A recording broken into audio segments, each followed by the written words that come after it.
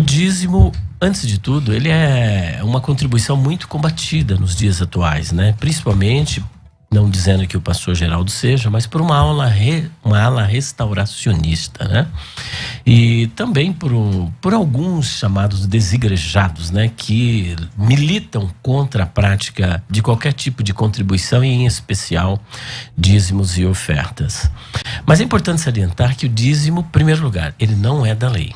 Ele foi incorporado à lei. Então, quando nós dizemos assim que o dízimo é da lei, que é o dízimo cristão, não existe dízimo cristão e nem dízimo da lei. Existe o dízimo na Bíblia. E quem instituiu foi o próprio Deus, levando Abraão a contribuir com os dízimos. Na verdade, na época, o nome dele era Avram, que é Abrão, pai elevado, pai exaltado. Mas Deus não institui, né, Elias? Naquele momento do dízimo de Abraão, eu não lembro, assim, não tô lembrando do texto aqui, ipsis literis, mas parece que Deus não pediu ali, né? Deus não pediu, foi um ato de gratidão da parte dele, né? Que veio de Abraão. Que veio de Abraão naquela guerra contra os reis, e ele, como um gesto de adoração, de gratidão pelo que Deus fez acerca dele, né? E ele ali, o nome do Senhor é louvado, inclusive, pelo próprio Melquisedeque, que o chama de El Elyon, né? O Deus Altíssimo. O Deus Altíssimo é o soberano, aquele que é o possuidor de tudo, aquele que é dono de tudo. Já começa por aí a instituição, porque ele é o dono de tudo, é o possuidor de tudo. Então eu estou aqui entregando para ele, ao dono de tudo. Eu quero acreditar que ele foi movido por Deus ali para ter esse gesto. Isso é tão verdade que depois Deus institui isso no período da lei, né? E é interessante que ele entrega o dízimo para Melquisedeque. Há quem diga na internet que Abraão não deu o dízimo para Melquisedeque, né? Que foi o contrário, Melquisedeque entregou o dízimo para Abraão. Sabia? Diz que tem alguns que dizem isso. É indefensável no texto. É indefensável. A Bíblia diz que Jesus é sumo sacerdote segundo a ordem de Melquisedeque. Ele não é segundo a ordem de Arão. Olha que interessante. Não é segundo a ordem de Arão. Então, se o dízimo fosse uma prática legalista, em Arão, ali no caso, deveria cessar, porque Jesus não é sumo sacerdote segundo a ordem de Arão, mas é segundo a ordem de Melquisedeque. Levando em consideração que ele é sumo sacerdote segundo a ordem de Melquisedeque, tanto os deveres quanto também os direitos são os mesmos, porque continuam a mesma linhagem sacerdotal. Assim como todo o sacerdócio, desde Arão até Abias, tinham o mesmo direito, era uma mesma prática, da mesma sorte há um outro sacerdote que não tem substituto, porque é somente Jesus, se ele é segundo a ordem de Melquisedeque. E Melquisedeque recebeu os dízimos, é fato que Jesus continua recebendo os dízimos.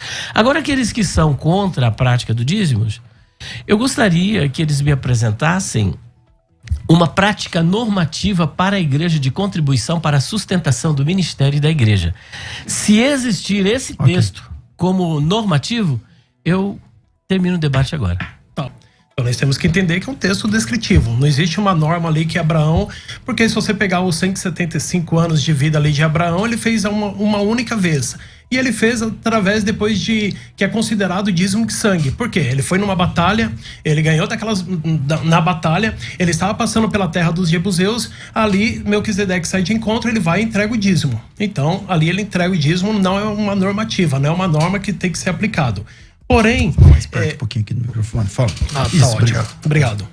Porém, nós temos que entender o seguinte, se o dízimo depois passou a ser uma norma na lei, entendo isso, mas se nós pegarmos também Êxodo 28, 11 e Levíticos 12, 3, nós temos que entender também que o sábado era uma norma, e temos que entender também que a circuncisão é uma norma. O que não entra na minha cabeça é o seguinte, como que a circuncisão e o sábado é uma norma, e isso a igreja hoje atualmente exclui, e por que a igreja mantém somente o dízimo? Boa. Esse é meu ponto de vista, já que nós temos essa base. Beleza, na câmera, isso. Pastor Geraldo, é muito boa a sua colocação, gostei.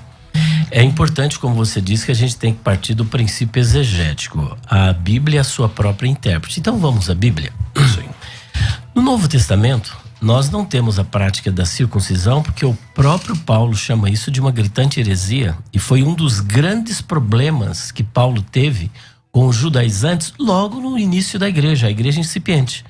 Atos capítulo 15, versículo 1, se nós abrirmos aqui, sim, nós veremos aqui de Jerusalém. Isso, mas é importante que às vezes nem todos têm esse conhecimento, e é bom a gente ler, né, o que está escrito nas escrituras. Olha só o que está acontecendo, sim, aqui.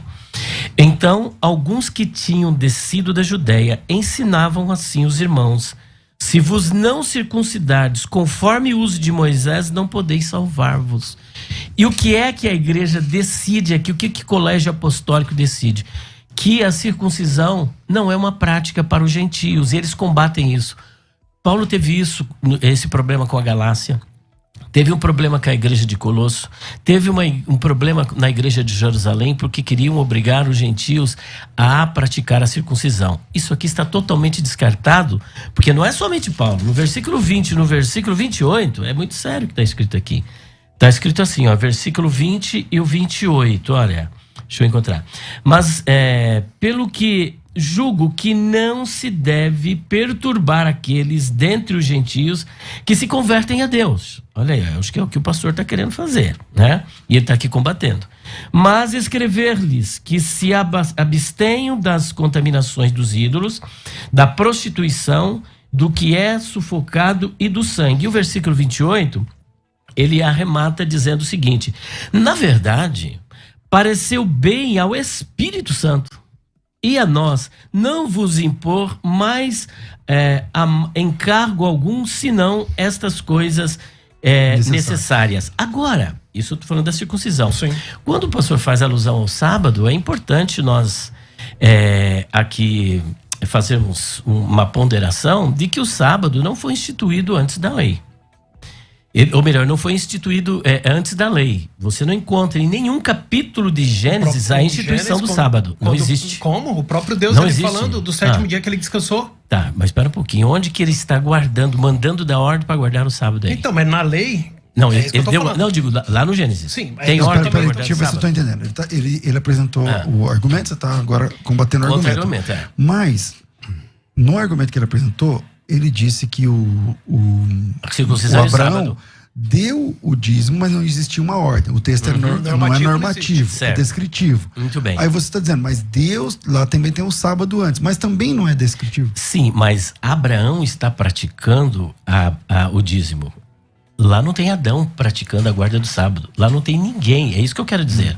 Você não tem uma só pessoa guardando o sábado e nenhuma ordem que Deus tenha dado para alguém ter guardado o sábado. O sábado é instituído depois da saída do povo do Egito, no capítulo 16 de Êxodo. E, em segundo lugar, o sábado foi instituído para os judeus com uma finalidade, como um sinal. Assim como a circuncisão até hoje vale para os judeus, o judeu tem que se circuncidar, porque é uma aliança entre Deus e o povo hebreu. E era um sinal desta aliança. Da mesma sorte, o sábado, assim como a circuncisão, é um sinal, ainda é para eles um sinal entre Deus e o povo hebreu. Segundo ponto, não é apenas um sinal, é um memorial. A passagem que eu quero me referir do sinal é Êxodo capítulo 31, versículos 12 até o 17. E Ezequiel capítulo de número 20, versículo 12 e versículo 20. E o memorial está em Deuteronômio capítulo 5, versículos 12 a 15. E no Novo Testamento nós não temos a prática da guarda do sábado. Muito pelo contrário, assim como o caso da circuncisão, Paulo está combatendo a prática da guarda do sábado. Portanto, esse argumento eu acho que ele é vencido.